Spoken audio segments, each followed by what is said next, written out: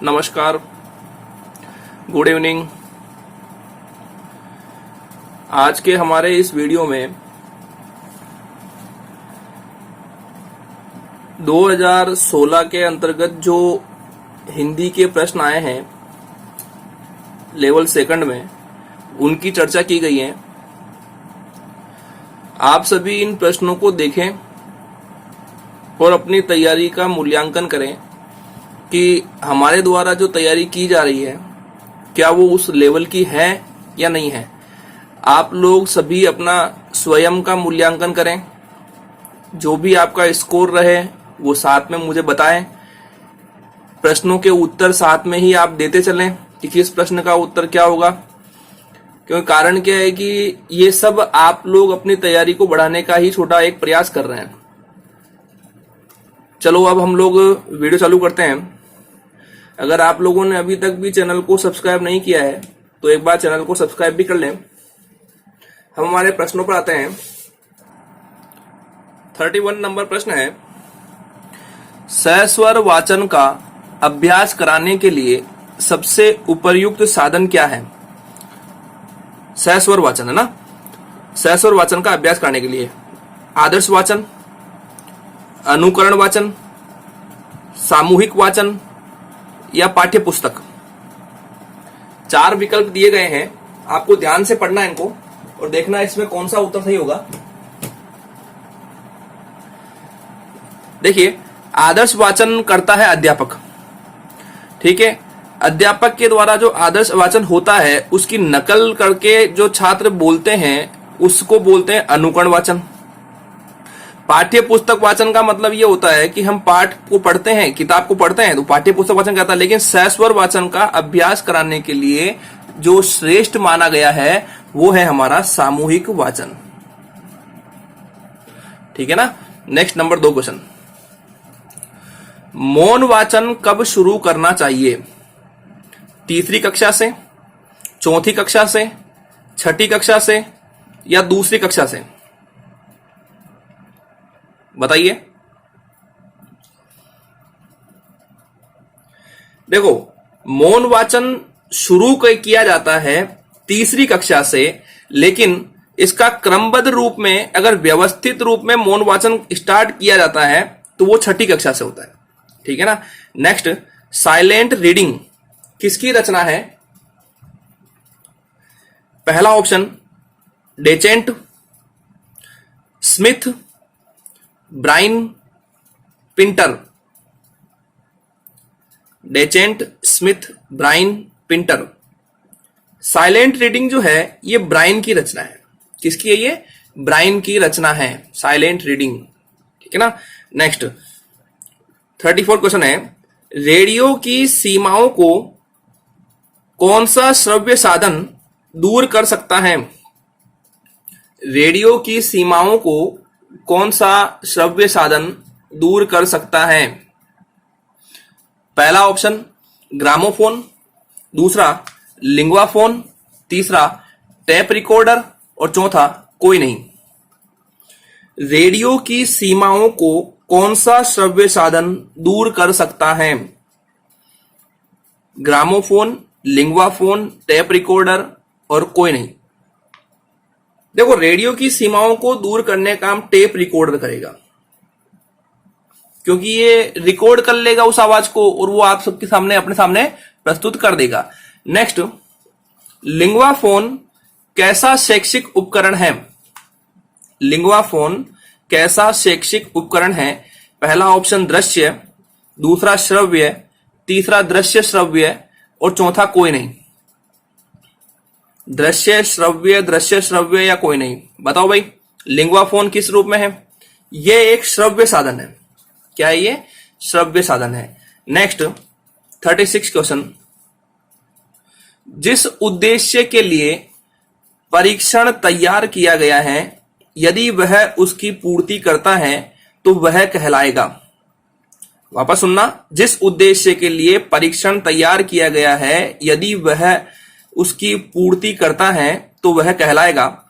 पहला वैध परीक्षण, दूसरा विश्वसनीय परीक्षण, तीसरा वस्तुनिष्ठ परीक्षण, चौथा विषय परक परीक्षण। बताओ भाई क्या होगा इसका? इसका सही उत्तर होगा वैद्य परीक्षण। 36 का क्या होगा? वैद्य परीक्षण। 37 उपलब्धि परीक्षण निर्माण में संकलन योजना बनाने का उद्देश्य है। उपलब्धि परीक्षण निर्माण में समंकन योजना बनाने का उद्देश्य है। पहला, निर्णय संबंधी असंगति को दूर करने में सहायता प्रदान करना। दूसरा, प्रश्नों की संख्या निर्धारित करना। तीसरा, छात्रों की कठिनाइयों का निर्धारण करना। चौथा, सभी।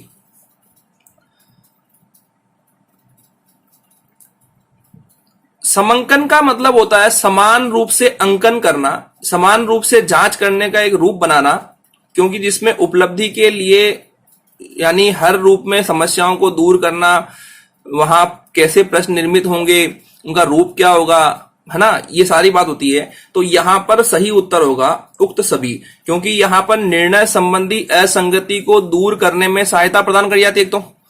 एक छात्रों की प्रश्नों की संख्या निर्धारित की जाती है, एक छात्रों की कठिनाइयों का निर्धारण किया जाता है। ठीक है ना। नेक्स्ट, सीसीई प्रणाली में A1 ग्रेड कितने प्रतिशत अंक प्राप्त करने वाले छात्र को प्रदान की जाएगी? इंग्लिश मीडियम में पढ़ने वाले जो बच्चे होते हैं, जिनमें हम देखते हैं कि वहां पर बच्चे बोलते हैं कि हमें A1 ग्रेड मिली है, B1 ग्रेड मिली है, A1 प्लस मिली है, तो इसका मतलब क्या होता है?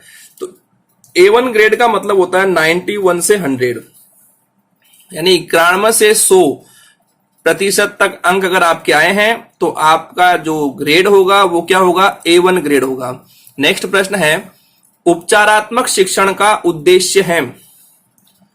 उपचारात्मक शिक्षण का उद्देश्य है, पहला, छात्रों की त्रुटियों का पता लगाना। दूसरा, विषय के प्रति रुचि उत्पन्न करना।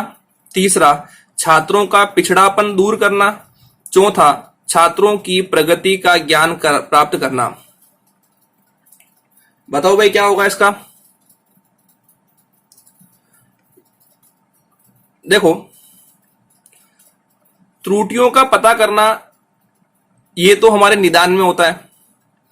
यहां पर उपचार का मतलब होता है कोई कमियां निकल जाएगी, कोई समस्या होगी, उस समस्या का समाधान निकालना होगा, उस समस्या का समाधान यानी पिछड़ापन दूर करना होगा। तो यहां सही उत्तर यही है कि 39 में उपचारात्मक शिक्षण का उद्देश्य है छात्रों का पिछड़ापन दूर करना, ये इसका सही उत्तर होगा। नेक्स्ट, सीबीएसई ने किस वर्ष 10वीं की बोर्ड परीक्षा से सतत एवं समग्र मूल्यांकन प्रणाली लागू कर दी है?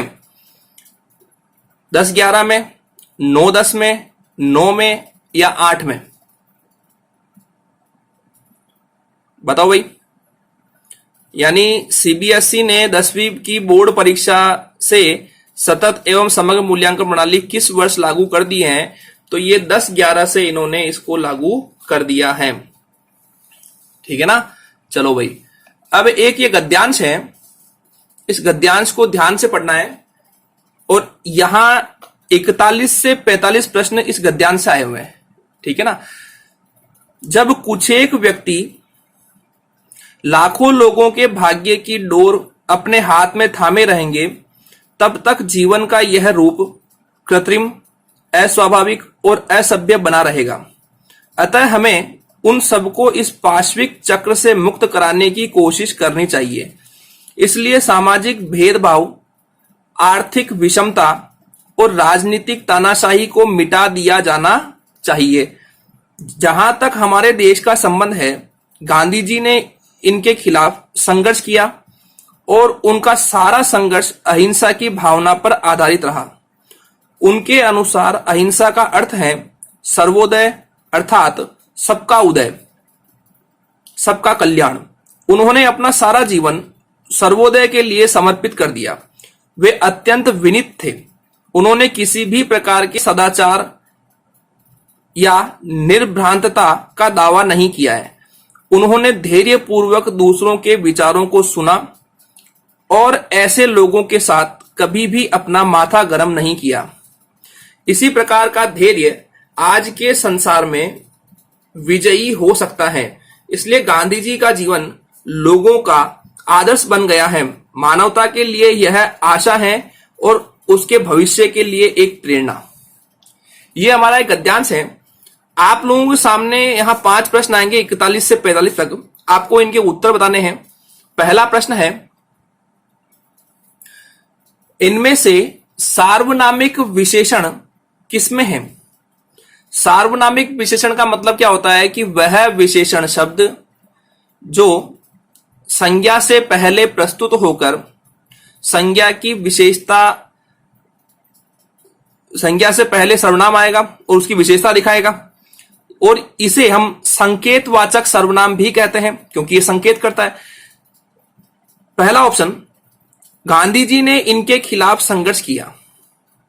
दूसरा, इस पाश्विक चक्र से मुक्त कराने। तीसरा, उनके अनुसार अहिंसा का अर्थ है। ये 3 विकल्प दिए गए हैं। आपको इन तीनों को देखना है और इसमें देखना है कि पहले तो कभी अगर एग्जाम में पकड़ में नहीं आए, समझ में नहीं आए, तो आपको एक काम करना है कि तुरंत वहां पर अपने को क्या करना है कि उसके अंदर जाकर के पहले संज्ञा को ढूंढो और उसके पहले संकेत करते हुए कोई एक विशेष सर्वनाम शब्द का प्रयोग होना चाहिए। अब देखो, पाश्विक से पहले क्या आया? इस पाश्विक चक्र से। इस पाश्विक को बोलते ही एक संकेत होता है, संकेत होता है, इसलिए यहां पर सार्वनामिक विशेषण कहां आएगा? नंबर 2 वाले विकल्प में। नेक्स्ट प्रश्न पर, क्वेश्चन नंबर 42, इनमें से प्रत्यय से निर्मित शब्द कौन सा है? इनमें से प्रत्यय से निर्मित शब्द कौन सा है? पहला ऑप्शन धैर्य, दूसरा कुछेक, तीसरा खिलाफ, चौथा कोशिश। चारों शब्द को देखना है। उसमें ऐसा एक शब्द है जो प्रत्यय से निर्मित है। तो यहां पर देखिए, ये धैर्य शब्द जो आया है, धैर्य, ये यहां प्रत्यय से निर्मित है क्योंकि यहां जो धैर्य शब्द है उसका निर्माण जो हुआ है वो हुआ है धीर प्लस य, धीर प्लस य। नेक्स्ट प्रश्न, इनमें से कौन सा शब्द संधि का उदाहरण नहीं है? संसार, अत्यंत, सदाचार, सामाजिक। बताइए भाई, कौन सा शब्द संधि का उदाहरण नहीं है? देखो, संसार में संधि है, सम प्लस सार, व्यंजन संधि है। अत्यंत में अति प्लस अंत, व्यंजन संधि है, सॉरी यण संधि है। सदाचार, सत प्लस आचार, व्यंजन संधि है। लेकिन सामाजिक में समाज प्लस इक, यहां समाज शब्द जो है ये यहां मूल शब्द होगा और यहां इक प्रत्यय लगा हुआ है, इसलिए इसमें संधि नहीं है। नेक्स्ट, अस्वाभाविक शब्द में इनमें से क्या है? अस्वाभाविक शब्द में इनमें से क्या है? पहला, संधि और समास, दूसरा समास और उपसर्ग, तीसरा उपसर्ग और प्रत्यय, और चौथा उपसर्ग और संधि। बताओ भाई।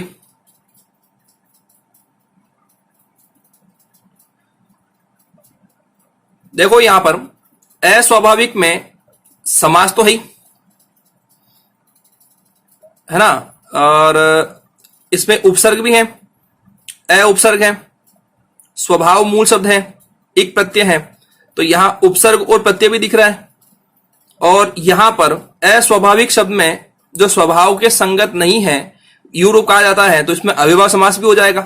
तो यहां पर यह प्रश्न विवाद में रहा है और ये हमारी रीट भर्ती से इसको हटाया गया था क्योंकि इस प्रश्न पर विवाद की श्रेणी रही थी। ठीक है ना, इसको हम गोला बना दें। नेक्स्ट 45 प्रश्न, इनमें से किसमें विशेषण का प्रयोग नहीं हुआ है? इनमें से किसमें विशेषण का प्रयोग नहीं हुआ है? पहला ऑप्शन लाखों लोगों के, दूसरा आर्थिक विषमता, तीसरा एक प्रेरणा और चौथा अहिंसा की भावना।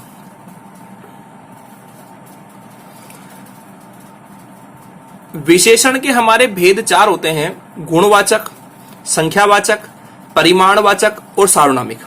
देखो लाखों लोग आ रहे हैं यहां पर इस जगह, तो लाखों लोगों का मतलब ये होता है कि यहां पर काउंटिंग दिख रही है, अनिश्चित रूप में दिख रही है। आर्थिक विषमता जो आ रही है यहां पर ये गुणवाचक रूप में हो गई, विषमता ये आर्थिक आ गई, ये गुण हो गया इसका। एक प्रेरणा, एक संख्या आ गई, ये भी संख्यावाचक में आ जाएगा। लेकिन अहिंसा की भावना ये शब्द जो है ये यहां विशेषण में शामिल नहीं होगा। तो विशेषण का प्रयोग किसमें नहीं हुआ है? तो अहिंसा की भावना में नहीं हुआ है।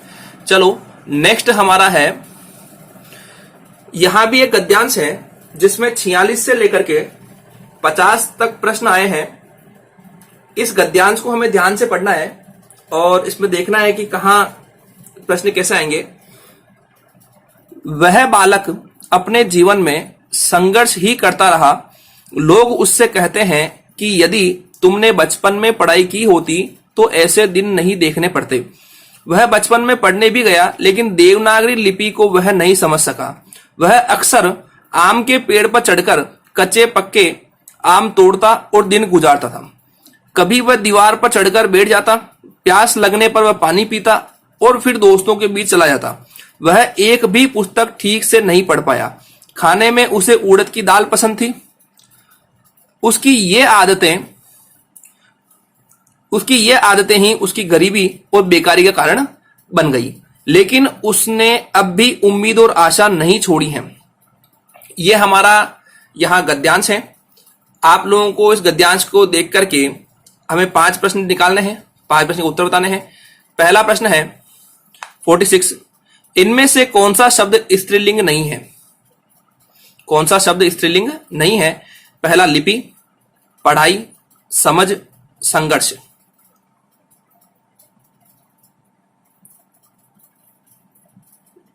देखो लिंग पहचान करने का सबसे बढ़िया तरीका एक बताया था मैंने कि अच्छा और अच्छी का प्रयोग करो। लिपि अच्छी होती है, पढ़ाई अच्छी होती है, समझ अच्छी होती है, संघर्ष अच्छा होता है। तो यहां पुल्लिंग में कौन सा हो गया? संघर्ष हो गया। यानी यहां पर 3 तो हो गए स्त्रीलिंग के और 1 आ गया हमारा पुल्लिंग का।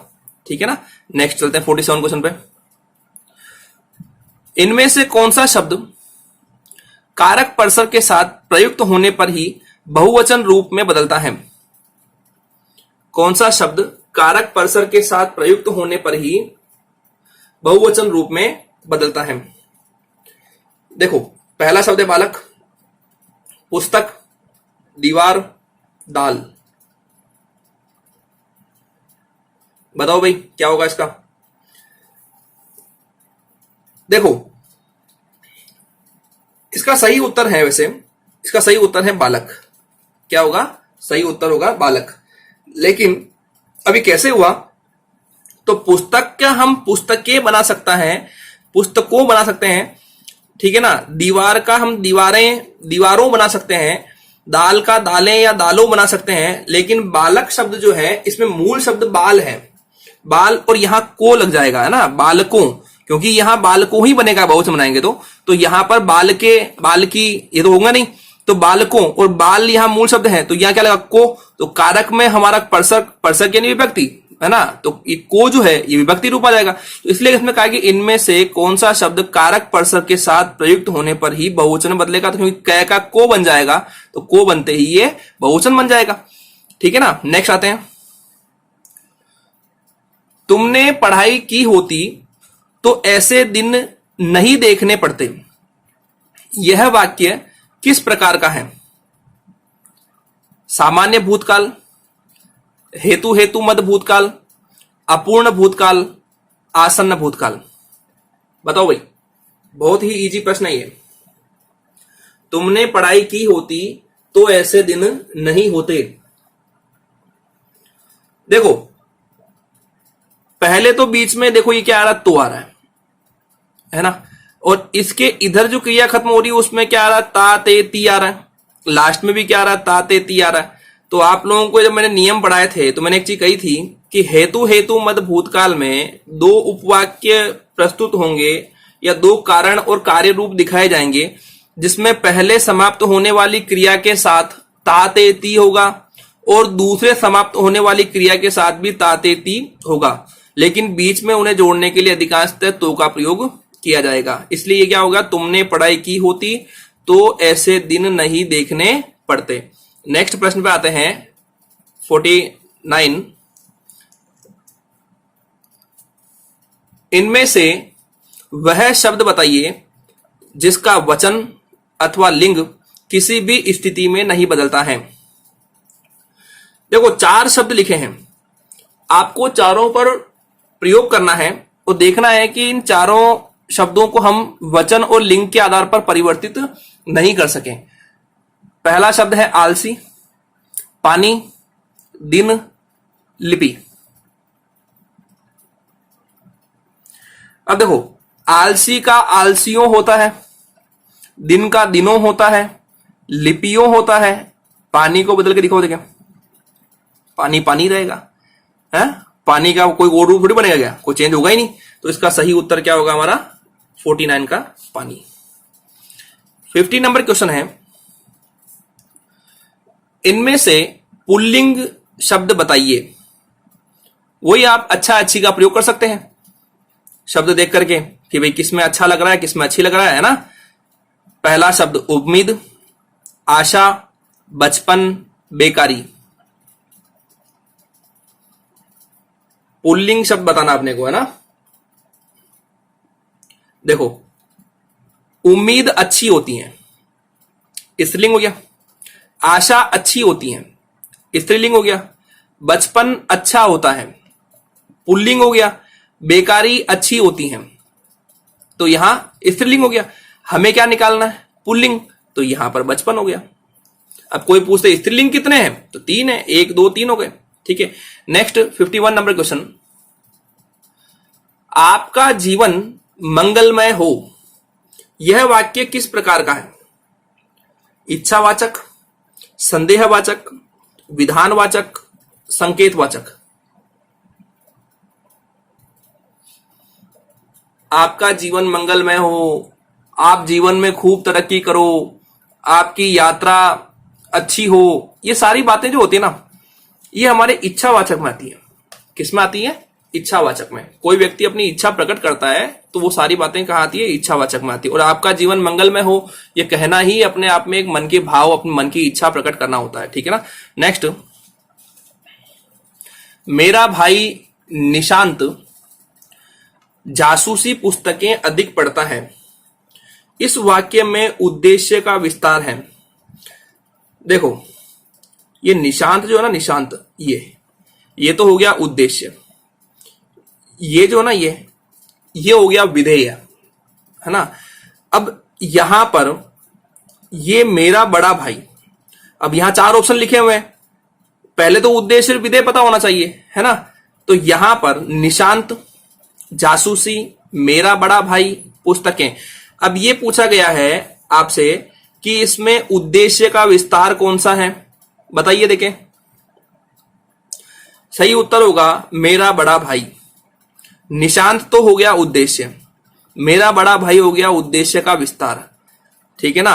और जासूसी पुस्तकें होता है विधेय का विस्तार, और पढ़ता है विधेय होता है, ठीक है ना। नेक्स्ट प्रश्न है, अर्थ के आधार पर वाक्य का कौन सा भेद इनमें से नहीं है। अर्थ के आधार पर वाक्य का कौन सा भेद इनमें से नहीं है। विस्मयबोधक, विधानार्थक, मिश्र या प्रश्नात्मक, बताओ देखें।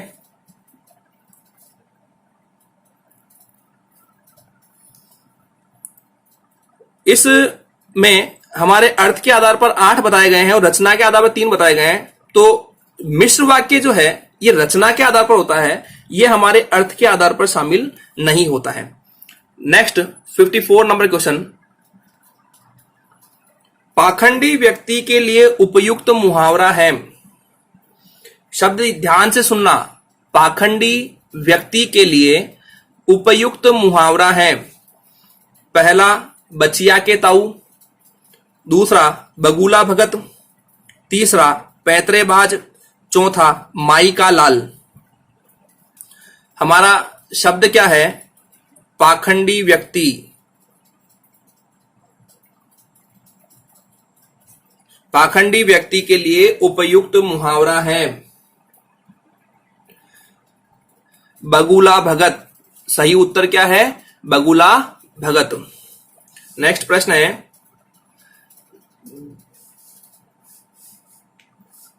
जमात में करामात। जमात में करामात का अर्थ है जमात में रहने वाले लोग खुराफात करते हैं। दूसरा, जमात में रहकर लोग गड़बड़ियां करते हैं। तीसरा, साथ रहने से कुछ ना कुछ गड़बड़ होती है। चौथा, एकता में शक्ति होती है। प्रश्न ध्यान सुनना, जमात में करामात का अर्थ है, इसमें सही उत्तर है एकता में शक्ति होती है। ठीक है ना। जमात का मतलब होता है भीड़, है ना, और करामात यानी जमात में करामात यानी एकता में शक्ति होती है। ठीक है। नेक्स्ट प्रश्न है, भाषा के बिंब के प्रकार हैं। बिंब कितने होते हैं?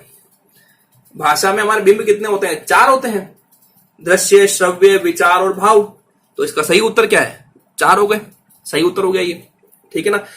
नेक्स्ट प्रश्न है, भाषा सीखने का स्वाभाविक और मनोवैज्ञानिक क्रम है। हम जो भाषा कौशल बोलते हैं ना, उसका सही क्रम क्या है वो बताना इसमें। तो पहला ऑप्शन है पढ़ना, सुनना, लिखना, बोलना। दूसरा, बोलना, लिखना, सुनना, पढ़ना। तीसरा, सुनना, बोलना, पढ़ना, लिखना। यह सभी सही है। बताओ देखें 57 में क्या सही होगा। आपको याद हो तो इंग्लिश में इसका क्रम होता है LSRW और हिंदी में इसका क्रम होता है सुबोपली। क्या बोलते हैं? सुबोपली। सुनना, बोलना, पढ़ना, लिखना। 3 नंबर का सही होगा विकल्प। नेक्स्ट प्रश्न है हमारा, भाषा शिक्षण के सिद्धांत हैं। मतलब ये जो 4 विकल्प दिए गए हैं, इनमें आपको देखना है कौन सा सिद्धांत इसमें से सही है ना। तो पहला सिद्धांत है प्रेरणा का सिद्धांत। दूसरा, क्रिया द्वारा सीखने का सिद्धांत। तीसरा, जीवन में जोड़ने का सिद्धांत। और चौथा, सभी। प्रेरणा का सिद्धांत, क्रिया द्वारा सीखने का सिद्धांत, जीवन से जोड़ने का सिद्धांत, सभी। देखो, भाषा का मुख्य उद्देश्य प्रेरणा का सिद्धांत होता है, राइट है ये। क्रिया द्वारा सीखने का सिद्धांत, राइट है। जीवन से जोड़ने का सिद्धांत भी होता है, तो सभी हो गए इसमें। सही उत्तर क्या हो जाएगा? सभी हो गया। नेक्स्ट हमारा 59 नंबर प्रश्न है, भाषा दक्षता कौशल, दक्षता मतलब कौशल है ना, भाषा दक्षता विकास किया जा सकता है शुद्ध उच्चारण के माध्यम से, लिपि व वर्तनी का सही ज्ञान कराकर, शब्द रचना का ज्ञान कराकर, या सभी प्रकार से। भाई हमें बच्चे को भाषा में दक्ष बनाना है, तो कैसे बना सकते हैं? शुद्ध उच्चारण, सबसे पहले तो हम बच्चे को बोलना सिखाएंगे, है ना। लिपि वर्तनी का सही ज्ञान कराकर हम उसे लिखाएंगे, हर शब्दों को, हर वहां मात्रा ज्ञान कराएंगे उसको। नेक्स्ट, शब्द रचना का ज्ञान कराकर, बिल्कुल राइट है। और सभी आ रहा, तो मतलब तीनों सही है, तीनों क्लियर है ये। नेक्स्ट, रचना शिक्षण के मुख्य रूप होते हैं। रचना शिक्षण के हमारे रूप कितने होते हैं?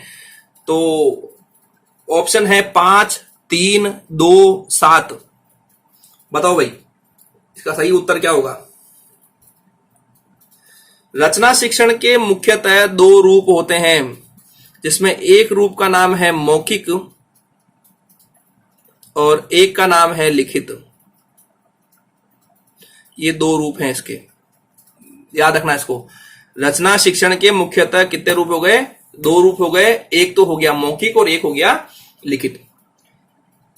ये थे हमारे 30 प्रश्न जो हमारे रीट भर्ती में पहले आए हुए हैं, आपने इन्हें अच्छे से देखा होगा, अच्छे से समझा होगा और स्वयं का मूल्यांकन भी किया होगा। बस इसी प्रकार आप लोग तैयारी करते रहें और बस आप लोगों की मेहनत और आप लोगों की जो तैयारी का क्रम है वही आप लोगों को विजेता बनाएगा कि हम कहां बैठ रहे हैं, कहां क्या तैयारी कर रहे हैं। बस ये जो चीज है, ये तैयारी का जो क्रम है, ये तैयारी का क्रम आपको बहुत सोच समझ के करना है, अच्छे से तैयारी करनी है। रोजाना हमें सुबह और शाम के रूप में क्लास मिल रही है, हमें अच्छे से पढ़ना है, तैयारी करनी है। बस आप लोग मेहनत करो, हमारा भी पूरा प्रयास रहेगा, आपको भी प्रयास पूरा करना है, ठीक है ना। ये पेपर, ये प्रश्न कैसे लगे आप बताएं, मुझे कितना स्कोर रहा मुझे बताएं आप, ठीक है ना। इन वीडियो को देखने के साथ ही आप वीडियो को लाइक भी किया करें, इन पर कमेंट भी किया करें और इन वीडियोस को शेयर किया करें। रोज अगर आप शेयर करेंगे, अगर रोज के 2-5 नए लोगों को इस बारे में पता चलेगा तो वो लोग भी पढ़ना शुरू कर देंगे, उन तक भी ये जानकारी पहुंच जाएगी, ठीक है ना। बस जितना थोड़ा बहुत प्रयास मैं कर रहा हूं, थोड़ा बहुत प्रयास आप लोगों को भी करना है। ओके, चलो आप लोग अब स्टडी करते रहें, इसे नियमित रूप बनाएं। अगर चैनल को सब्सक्राइब नहीं किया है तो सब्सक्राइब करें। ओके, बहुत बहुत धन्यवाद आपका वीडियो देखने के लिए। शुभ रात्रि।